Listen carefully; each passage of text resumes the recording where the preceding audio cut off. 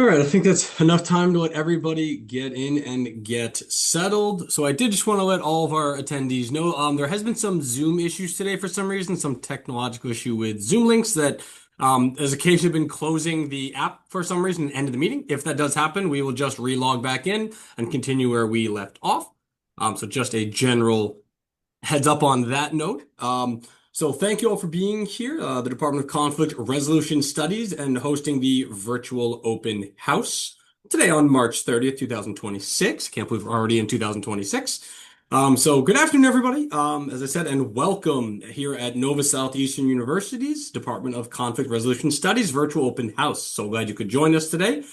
So let's go ahead and get started. So my name is Brett McAllister. I'm the Director for Graduate Admissions for the Halmos College of Arts and Sciences. And with me, as always, whom most of you have spoken with probably more than me through emails, is Miss Farah Amro, one of our graduate admissions counselors. The dean of our college is Dr. Robin Cooper. She's the dean of Halmos College and also a professor of conflict resolution and ethnic studies here at the university. She's a leading scholar in identity-based and cross-cultural conflict resolution, recipient of multiple NSU external funding awards. She's also a senior editor of the Qualitative Report, co-editor of Peace Education book series, and she is a board member of Peace and Justice Studies Association. Now, a brief overview of NSU. The university was founded in 1964 and offers more than 280 undergraduate, graduate, and professional degree programs. We are the largest private not-for-profit institution in the United States that meets the U.S. Department of Education's criteria as a Hispanic serving institution. We are accredited by the Southern Associative College and Schools Commission of Colleges. We are one of only 50 universities in the U.S. to be awarded the Carnegie's Community Engagement Classification, and one of only two private universities in Florida with the R1 research designation, recognizing the highest level of research output and numerous doctoral degrees awarded. Now, just to go over our two campuses, we have our main campus in Fort Lauderdale-Davie, which is approximately a 300-acre campus, located about 24 miles north of downtown Miami. Now, we do have a few other campus locations, our southern campus in North Miami Beach, the Oceanographic campus in Dania Beach, the student education centers and satellite campuses are in 7 other major cities in Florida, in addition to international locations in the Bahamas, Jamaica, and Puerto Rico. And we also have the University School, the University Youth School. This is in Fort Lauderdale-Davie campus. Now, certain key facilities I want to make sure to talk about that you would have access to as a graduate student here. We have the Alvin Sherman Library Research and Information Technology Center. It is a 5-story, approximately 325,000 square foot library. It is one of the top 3 largest public libraries in the state of Florida, and is located on our main campus. We have the Don Taft University Center, which is the focal point for all campus life. Features a 4,500-seat arena, state-of-the-art wellness and fitness center, and performing a visual arts wing, as well as the food court and the flight deck student lounge. And this is all located on our main campus.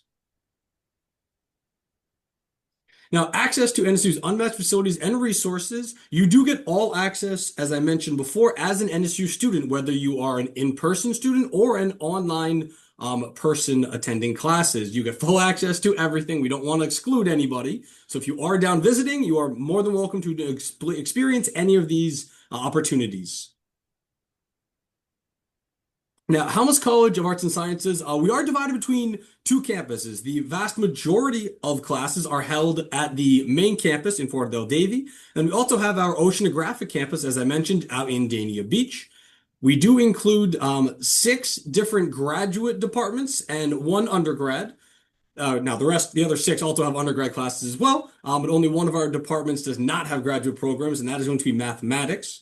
But we have degrees at the graduate level in biological sciences, chemistry, engineering, and physics, communication, media, and the arts, as well as conflict analysis. Now, from a master's degree standpoint, as I mentioned, we have bio, marine and environmental sciences, computer and digital media, medicinal chemistry, and national security affairs and international relations. For the doctoral level, we have composition, rhetoric, and digital media, oceanography, and marine biology. And then, most importantly for today's people attending, is the Conflict Analysis and Resolution Studies PhD. Now, the PhD in DCRS could be located at the main campus in the Hollywood Mailman Building, and that is going to be our PhD. Now, it is my pleasure to introduce the department chair, Dr. Pushpa Iyer. She serves as the chair of the Department of Conflict Resolution Studies at NSU's Halmos College and teaches at NSU and Saybrook University, conducts research on identity-based conflicts, non-state armed groups, and peace building across South and Southeast Asia, Africa, and the US. She has led DEI initiatives as the Chief Diversity Officer at Middlebury Institute and the Senior Technical Advisor at Catholic Relief Services. She's the founder of the Center for Conflict Studies, launching programs like the Summer Peace Building Program and the Compassionate Courage to promote racial equity and decolonizing knowledge. Author of Gandhi's, I am not going to be able to pronounce that correctly, Dr. I deeply apologize.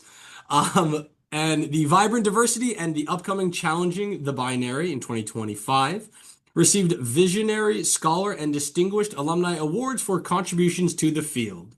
So with that being said, Dr. Iyer, I will turn it over to you. And again, apologize for not being able to pronounce all the words in that.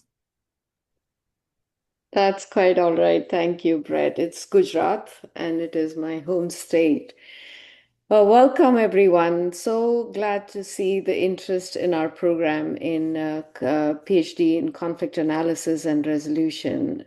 One cannot say enough about how important our program is in the current situation that we see, the global world situation, political, social world situation that we see. You cannot understate in any way the importance of this program. So really excited to see you all here and your interest in building that kind of peace in the world. So, conflict resolution as a program, I just want to give a broad overview. So, we are really looking at how we recognize and analyze conflicts, and we mean all types of conflicts: social, economic, political, environment, and identity based.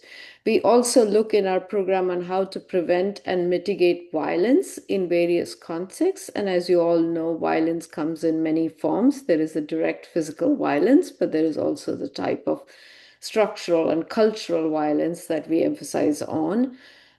We look at how to bridge, conflict resolution as a field is an applied field that you cannot talk about it as doing just the theory element of it or doing just the practice.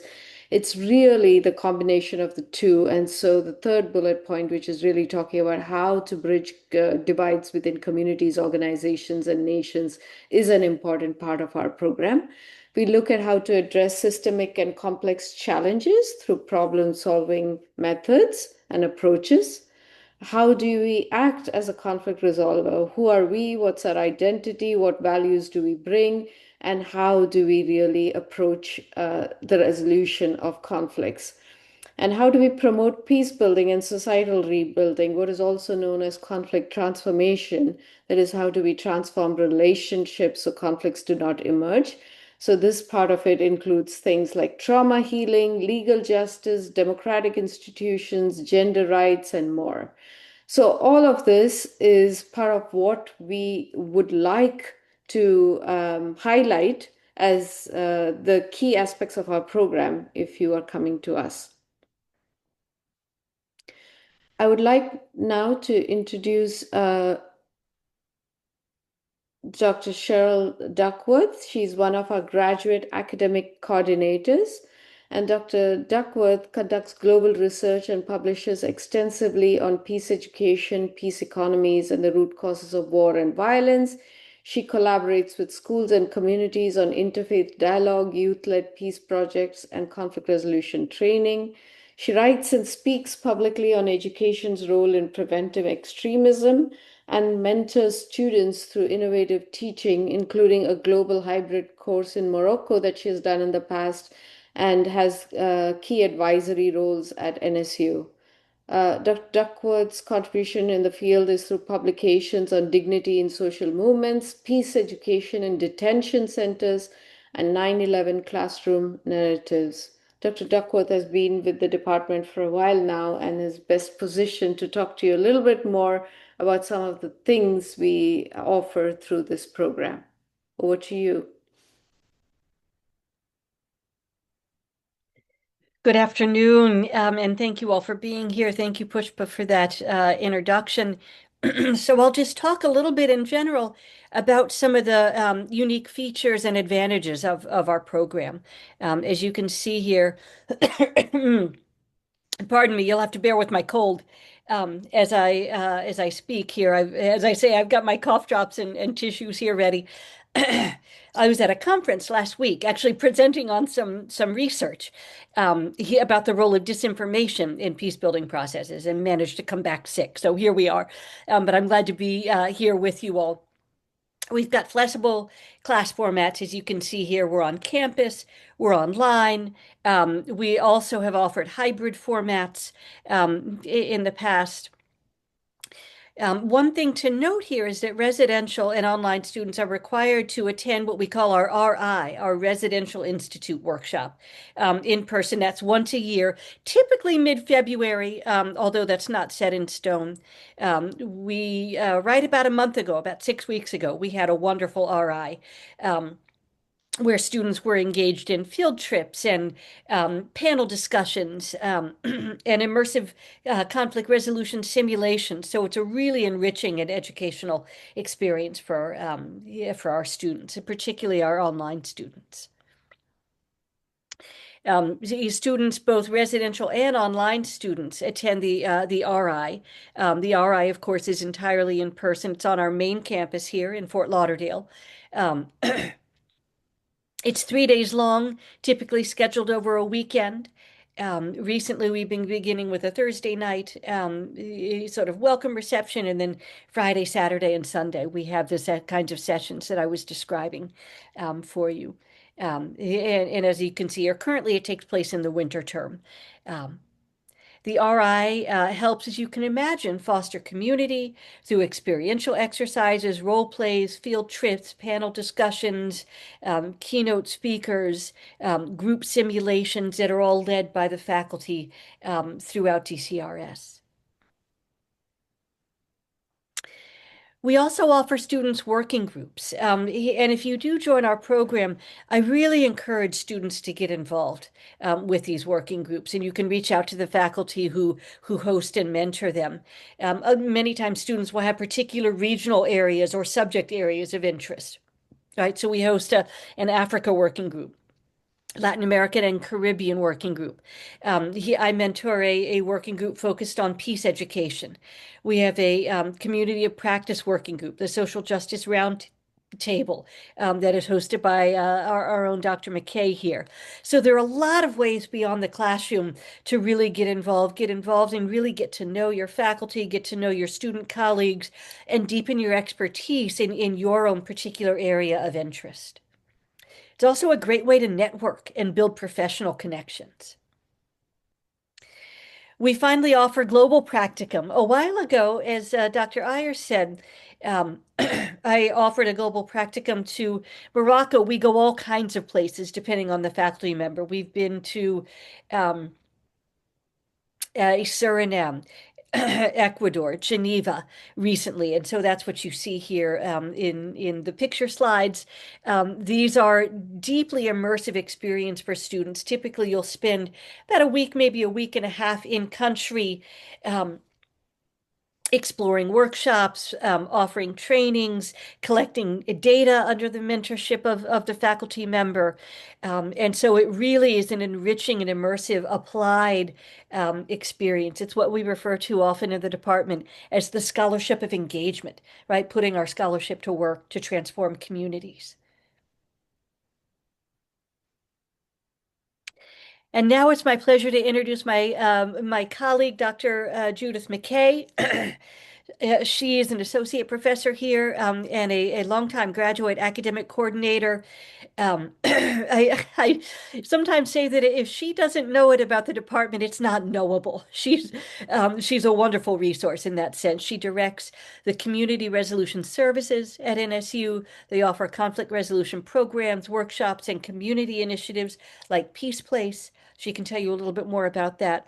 Um, she applies her over 30 years of experience as a mediator, facilitator, conflict coach, and trainer across different civic, religious, and organizational settings. She leads trainings and presentations on crisis communication, organizational conflict, domestic violence, and leadership for diverse professional offices. She's has secured and managed federal grants focused on justice, health, and facilitates law enforcement training, something very, very relevant today, um, through the DOJ, law enforcement de-escalation training specifically. She conducts research and publishes on conflict coaching, organizational change, family violence, and community engagement in both academic and practical contexts. So over to you, Judith. Thank you so much. Thank you so much, Dr. Duckworth. I appreciate that lovely introduction. Let's talk for a moment about curriculum. And our model is a cohort-based model, which research reflects is very helpful for students because they're traveling through their different required courses as a group, as a cohort, which means that they have wonderful networking experiences, opportunities to collaborate on projects, research, things of that nature. And so that has proven to be very successful. As a doctoral student, you would complete a minimum of 69 credits. And the reason why we say minimum is because your dissertation involves a certain number of credits, but some people need a little bit longer time. And so it may be a little over 69 credits. Pass a preliminary review, a qualifying exam, successfully defend their dissertation thesis. You have both a proposal dissertation to defend, and then you do your research and everything, and then you do your final dissertation defense and maintain a 3.5 GPA throughout the program. So it is a rigorously based program where you do need to make sure that you're keeping up with your reading and your homework. Full-time students taking 6 to 9 credits per semester, complete coursework in about 2 to 2.5 years. Part-time students taking 3 credits per semester, complete coursework in about 3.5 to 4 years. Maximum enrollment time is 7 years, and courses are offered year-round. So basically, if you're taking 9 credits per semester, which requires, approval, and there's a link there to the student handbook, which contains all of the pertinent information about the program. And then there's various opportunities. So there's opportunities to learn, faculty members with multidisciplinary expertise and peer mentoring. One of the wonderful things about our faculty is that all of us have commonality, but also diversity in our backgrounds and our training. So as a result, we each bring kind of a different piece of the mosaic to put together. With research, publishing in books, academic journals, professional journals, and blogs. And of course, it applies to careers with a conflict resolution degree, such as mediator, organizational consultant, government official, clinician, field researcher, and so much more. I would need slides and slides to cover them all. And so where can a degree in conflict resolution take you? Well, there are careers in social service, education, healthcare, government, nonprofit, and military, in roles as an advanced practitioner, an educator, a consultant, a program evaluator, and an organization administrator. Conflict resolution, I always say wherever 2 or more are gathered, there shall be conflict. So there are so many wonderful opportunities for careers in the field.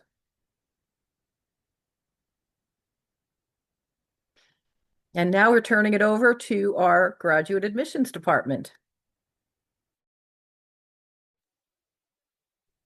Hello again, everybody, and professors, thank you very much for helping us out here today. So just reintroducing our staff. My name is Brett McAllister. I'm the Director of Graduate Admissions. We also have Miss Megan Troy, one of our assistant directors. We have Andrew Gepner, who's currently our administrative coordinator.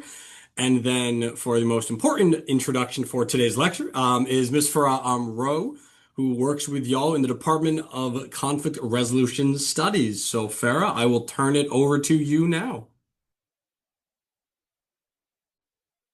Okay.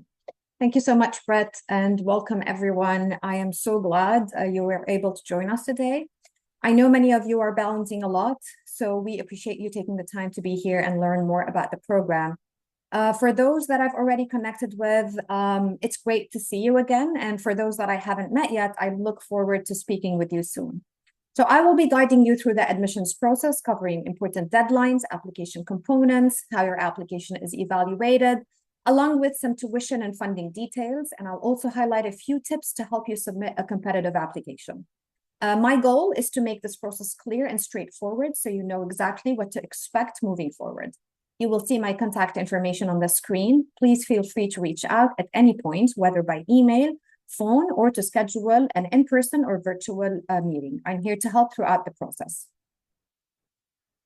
With that in mind, let's start by looking at your application timeline, so you know exactly when and how to plan your next steps. Our next application intake is for fall 2026 with an application deadline of July 17, 2026.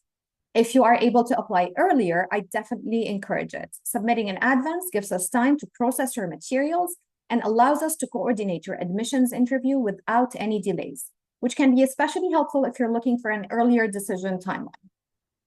Now that you have a sense of the timeline, let's walk through what the application itself requires and how to prepare each component. This section is where we'll focus most of our time walking step by step through the application requirements, which are fairly straightforward. To apply, you will complete the online application, submit the $50 application fee, provide official transcripts, upload a resume or a CV, and include a writing sample. If English is not your first language, you will also need to submit proof of English proficiency. Let me briefly walk you through each of these so you know exactly what to keep in mind. Starting with the application itself, everything is submitted online through your graduate account, and you will use that same account to track received. Your file will only move forward for review once everything is submitted and complete. For the application fee, it's a $50 non-refundable fee. And if you run into any issues with the payment, the Bursar's office can assist you. For transcripts, they must be official and sent directly from your institution or through an approved third-party service like Parchment or National Student Clearinghouse.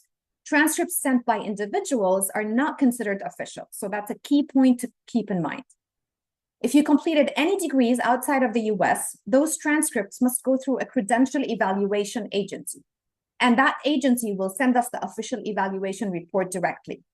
For your writing sample, this is really your opportunity to demonstrate your critical thinking and your writing ability. It should be about 2 to 5 pages, clearly written, well organized, and free of errors. If you are submitting an extract from a larger paper or a longer paper, just make sure that it includes the introduction, the main analysis, and the conclusion, so our faculty review committee can see a complete piece of work. For your resume or your CV, we recommend including at least 3 references, with one being an academic reference, along with complete and accurate contact information. This helps strengthen your application and gives the faculty a clearer picture of your background. If English is not your first language, as we said, you will have to submit an English proficiency exam, such as the TOEFL, the IELTS, Duolingo, or the PTE, and each of them has a minimum score requirement. Some applicants may qualify for an exemption depending on where they got their degree. For this PhD program, a master's degree is required, and the preferred minimum GPA is a 3.50. However, this is not the only factor that we consider or that our faculty review committee considers. Applications are reviewed holistically, meaning your professional background and your experience can also play a strong role. If your GPA is slightly lower than 3.5, but you have a strong, relevant professional experience, we still encourage you to apply. You're also welcome to schedule a meeting virtually or in person with one of our faculty members to discuss your background and confirm whether applying would be the right next step for you. Once your application is complete, it is typically reviewed within 7 to 14 business days. And at that point, you may be invited to a virtual interview, which is part of the admissions process. And final decisions are usually made within 1 to 2 weeks after that interview. And as I mentioned earlier, submitting your application early is always beneficial. It allows for earlier review, quicker decisions, and more time to plan ahead. Now that you know what's required for your application, let's walk through what happens after you submit it and how the process works on our end. When you submit your application, you're going to gain access to the admission documents tab. I do get questions a lot from students saying that I submitted my application. I don't know where I'm going to upload my documents now. You won't be able to see that until you submit the application and actually pay the application fee. And then you can see here on the screen, I highlighted the admissions tab document, the admission documents. This is where you're going to upload your writing sample, your resume, and your proof of English language proficiency, if applicable. And just a quick note that, again, this section will not appear until you've paid the application fee and fully submitted your application. And also the email address, this is very important, that you use on your application is where all the updates are going to be sent. So be sure to always check this email account. You'll also see noted here that newly submitted items can take about 24 to 48 hours to process on our end. So if you've uploaded something and don't see it reflected right away, that's completely normal. I always recommend allowing that processing time and then following up with me to confirm that we've received all of your documents and that your file is complete. Once all of your materials have been received by us and your file is complete, I will forward your application to our faculty review committee. The review process takes, again, about 7 to 14 business days. And if you move forward after the initial review, you will be invited to complete a virtual admissions interview. If you're admitted, we will then guide you through the next steps, including submitting your seat deposit, connecting with your graduate academic coordinator to plan your coursework, and registering for your classes.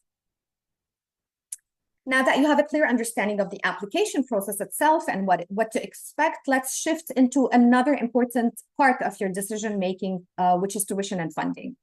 For this PhD program, tuition is $1,228 per credit. Over 69 credits, that comes out to approximately $85,000 for the full program.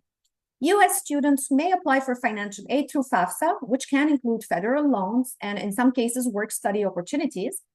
Our financial aid office is available to help guide you through that process and answer any questions you may have.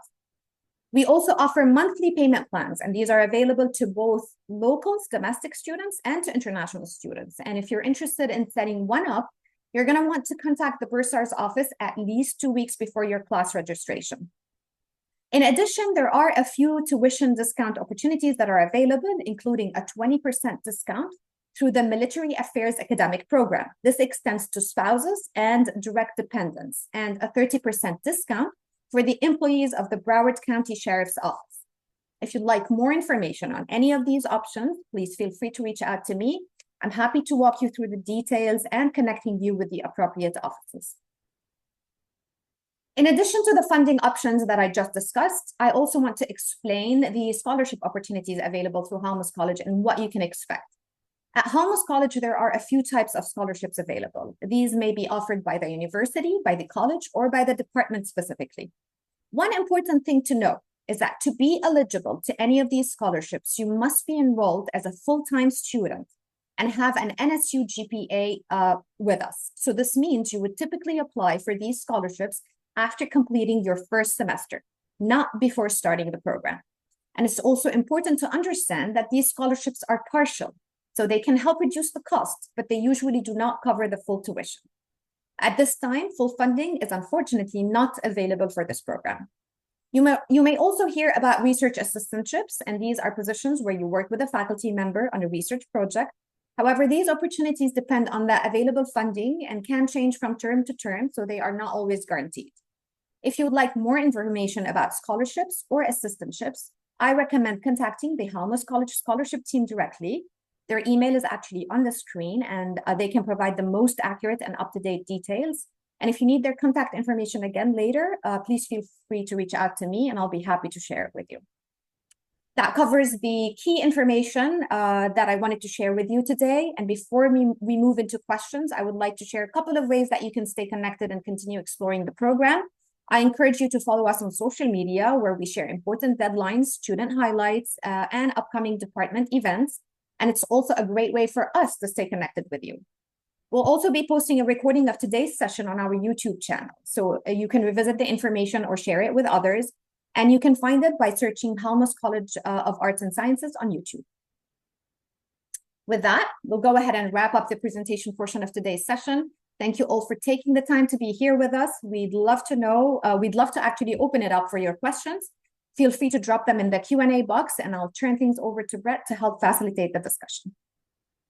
Absolutely. And I do want to just make a quick recommendation to students as well for those speak, particularly with questions about the financial aid and scholarship type things like that.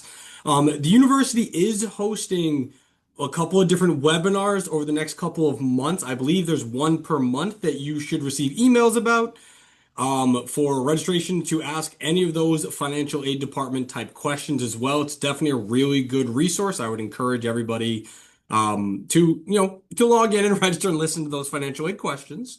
But as for I mentioned, if there are any questions people would like to throw in the chat, now is the time. And that can be admissions questions or for our fantastic faculty who are attending the lecture with us today.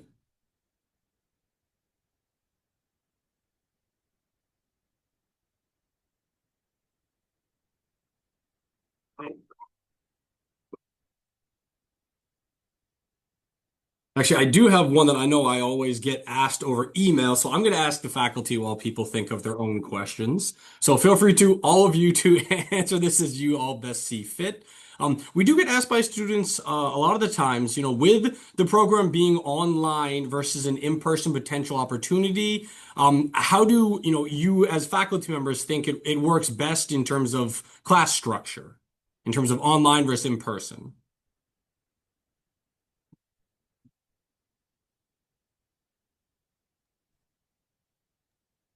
I think it works very well online, of course, as well as in person.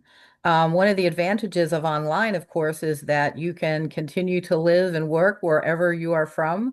You do not need to relocate. And so you can continue with your life, adding on to it now that you're going to want to be a PhD student.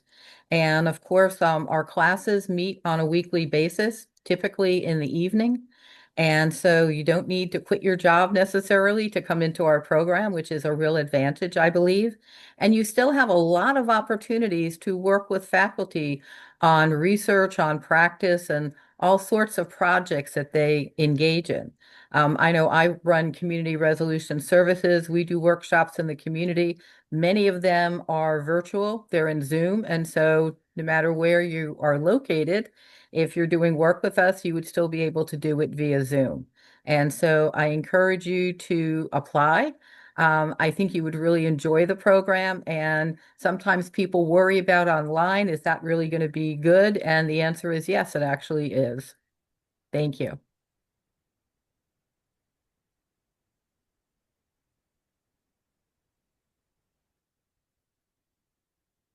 Dr. Io, Dr. Duckworth, anything to add?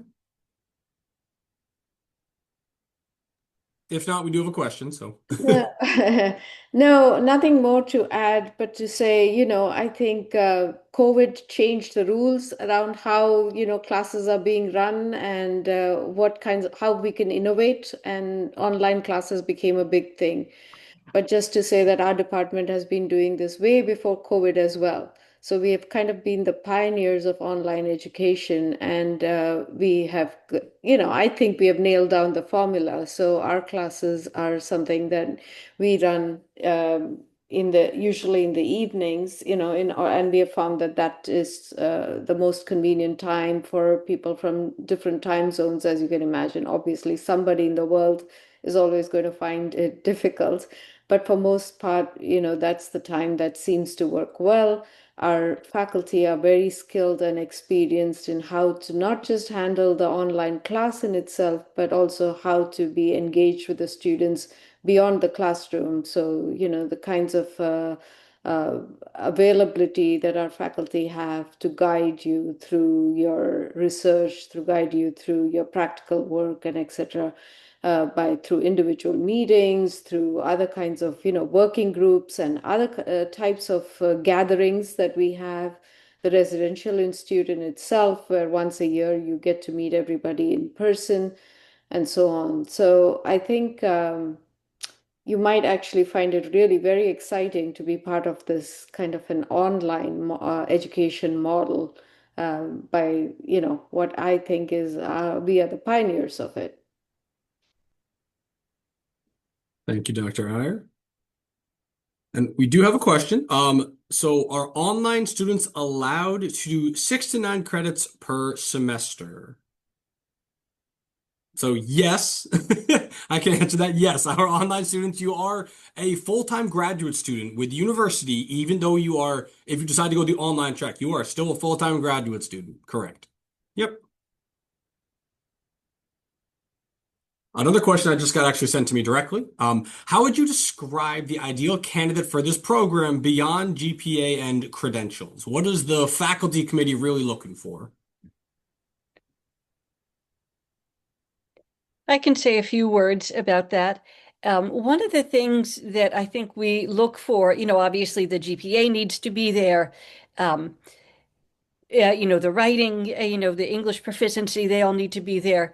But what makes a candidate stand out is some kind of background in the field. And if you haven't been in the field, don't worry, it's not a requirement, but some kind of background in the field broadly defined and a clear idea of what you want to do in the field.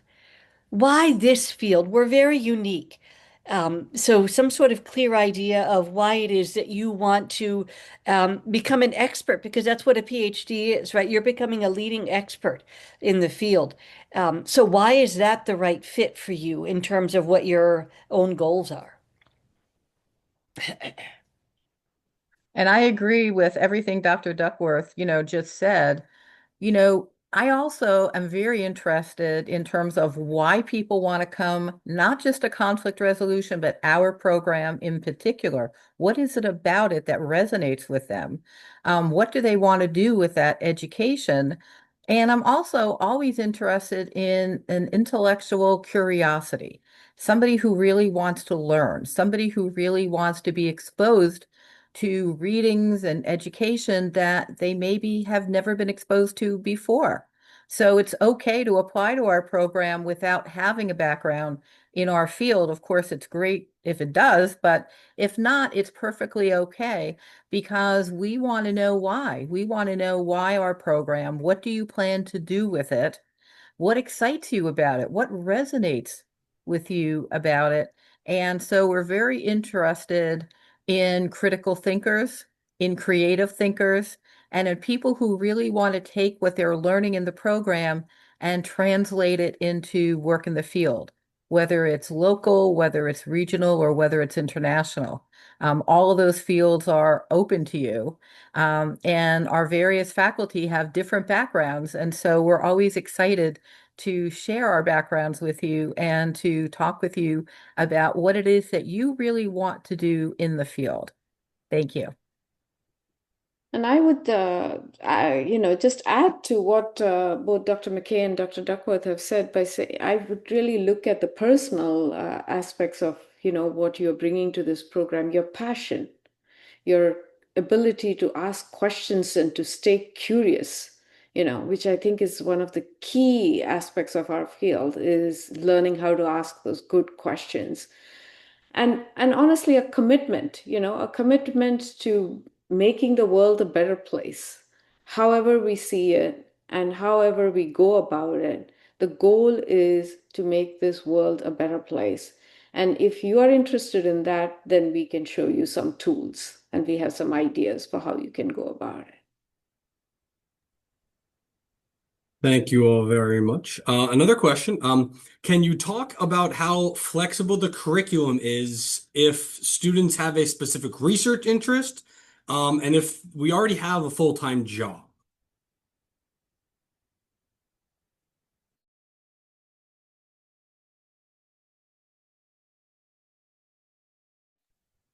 Well, most of our students actually do have full-time jobs, so it's not impossible to come through our program, still employed full-time. And as we've mentioned, because, it's a distance program where you can live where you are currently, work where you are currently. But one of the things we do tell people is be careful as you're thinking about applying to truly and honestly look at yourself, look at your schedule, and ask yourself, how will I fit in this education into my current family, job, other types of professional responsibilities?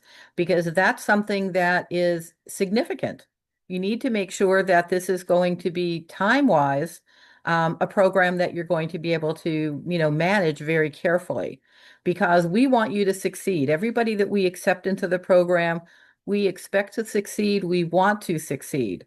And so part of that involves you. Have you considered every aspect of your schedule, your personal, your professional, any other additional things that you need to take care of in your life? Because being a PhD student is obviously time consuming. You have classes, they're in the evening and they're typically once a week for about 3 hours. And then for every hour that you're in class, you're also then having to turn around and work on homework, work on readings, work on papers, work on discussion boards. And so you have to factor that in. So please don't just factor in, oh, I'll take one class and it'll be 3 hours a week. No, no, you've got to prepare for that class. So it's going to be a bit more than that.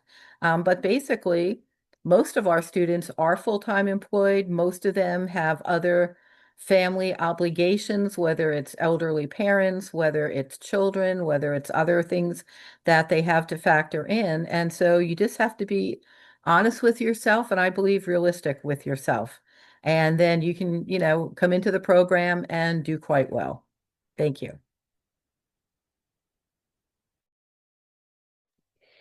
I wanted to add to that, part of the question that I heard, excuse me, was in terms of student-specific areas of interest as well. And so one of the things that I've seen students do, and I always encourage students to do, even in our core courses, the way many assignments are designed, they're flexible in terms of depending on the course. So let's say that you have to do a case study for your intro, for your foundations class, right? You can choose that case study, right? So there are a lot of different ways to even in the core courses to kind of specialize in your particular area of interest. And then, of course, in terms of the electives, that is your choice entirely from the electives that we offer to deepen that expertise. So I would say students have flexibility in terms of that as well.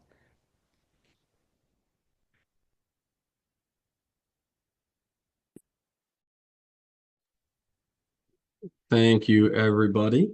Next question. What makes an application stand out during the review process? I think there are a couple of things that make it stand out. One of it is to be very mindful when you're writing things out, that you're checking your spelling, you're checking your punctuation, that you're handing in something that is well written and well drafted. And so I would absolutely encourage you to write a few drafts, make sure everything looks good, maybe show it to somebody that you know and trust to say, how does this look? Does this look really well? Because the first thing that we would notice is, are there inaccuracies? Because if there are, then that's something that's going to kind of be a red flag for us in terms of that. So you want to be accurate, you want to be correct, you want to make sure. I know some people have the notion that, well, you should always exaggerate things. I don't believe that's true. I don't think you should be exaggerating. I think you should be presenting yourself as your authentic self. This is who I am. This is what I do. This is why I want to come into this particular program. And so I would just be as honest, authentic, and truthful as you possibly can. And we also look for enthusiasm. We look for people who are excited to come into this program. They're excited to come into the field. And of course, if you've been in the field in any way, shape, or form, please mention that in your application. Indicate, what experience you have. It's okay to not have experience in our field, but if you do, please highlight it. I mean, that would obviously be to your advantage, but sometimes people don't highlight it. So those are just a few tips from me.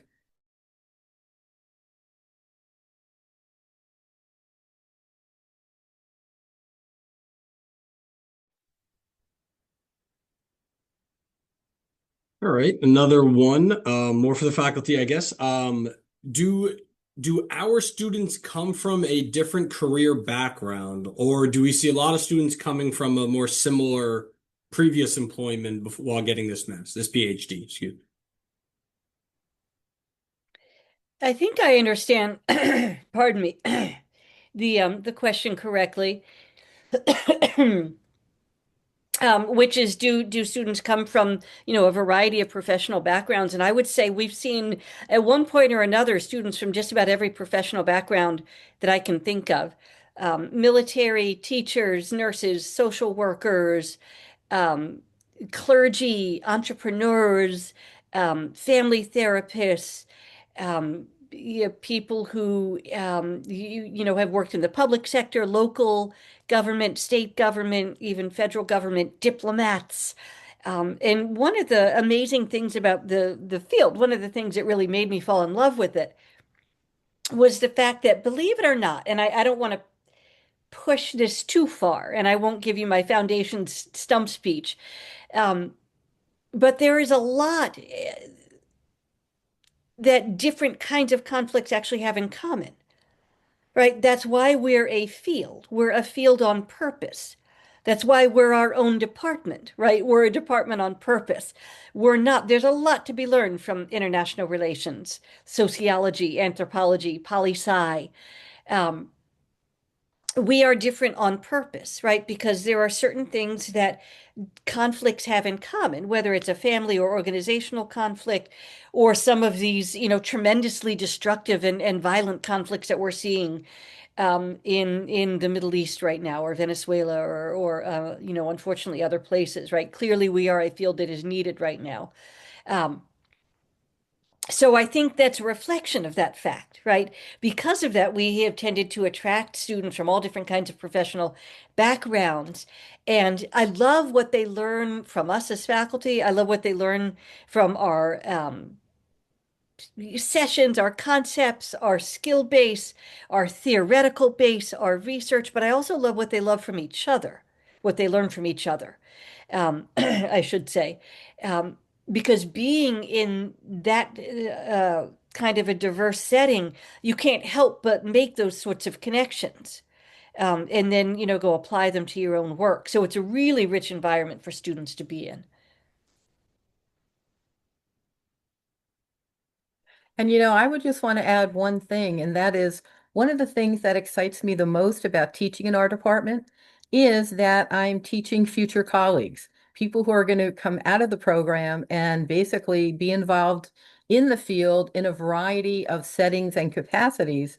And so it's really quite exciting to be growing your future colleagues and also to learn from them. Because I will tell you, being in this program for almost 30 years, that I've learned more from my students than I could ever possibly impart to them because they come from amazing backgrounds, some of them so different from my own. And so it's a really exciting learning environment, and I highly recommend it. And I would just add that, the exciting part about this diverse backgrounds that our students come from is reflected also in faculty. We also come from very different backgrounds. As Dr. McKay said earlier, there is some commonality amongst us, obviously, as we are all faculty in this particular department, but we also come from very diverse experiences, from different educational backgrounds. And so we present that to you as well. But also think about the excitement of learning in such diverse environments, where both you're learning from your peers as well as from faculty, but they're all coming from so many different perspectives, which is what our field is about. It's one of the most interdisciplinary and multidisciplinary fields. So we really bring that to you in literally in real terms. It's just there for you in every classroom. Absolutely. We do have two more questions. Does the program help with job placement or school surrounding their studies? Not at a formal level, if I may say so, but informally, our faculty are always available. We are always circulating ideas around, not ideas, but literally circulating opportunities that you have. On a formal basis, we don't have an exclusive department or even an individual that is really guiding you through the career education. But please know that you will be very much supported in your quest, for these kinds of opportunities, whether it's for internships or jobs or, conferences that you need to go to, opportunities to publish, etc.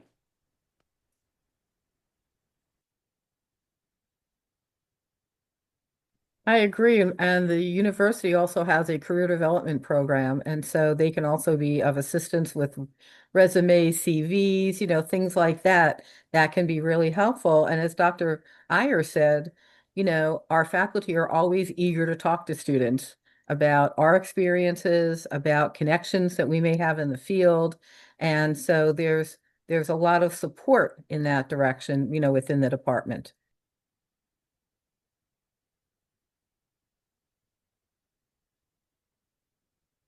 Awesome. Thank you all. I think we have time for about one more question, or one or two, maybe more. How much do the members of the faculty publish, and where can we find those writings? And the follow-up section, I'll answer real quick. While we don't send out a copy of this slide deck, particularly the PowerPoint we're going over, this whole open house is recorded, and will be posted to our YouTube channel that you will all receive an email with the link to watch again later if need be. And you can always schedule a meeting with a member of my staff, or Farah as well for later viewing. But the first question is that where do our faculty publish and can they view those writings? Sure, I would direct. There are a couple of places we all publish regularly. I've published in Conflict Resolution Quarterly, for example, in the Journal of Peace Education. Um, we've published books. I've written a book, for example, on how teachers approach teaching 9/11. About halfway or so through a book on student perceptions of school violence and school safety. So the best place to, and of course my internet doesn't want to pull things up for me, but if you go to our department website, right, you'll find our CVs there, and they will link you to at least an abstract of our publications. Depending on, sometimes it'll be a book chapter, sometimes it'll be a book or a peer-reviewed article. Um, LinkedIn pages can also be a way to kind of get to know us better professionally. Um, yes, yeah, thank you.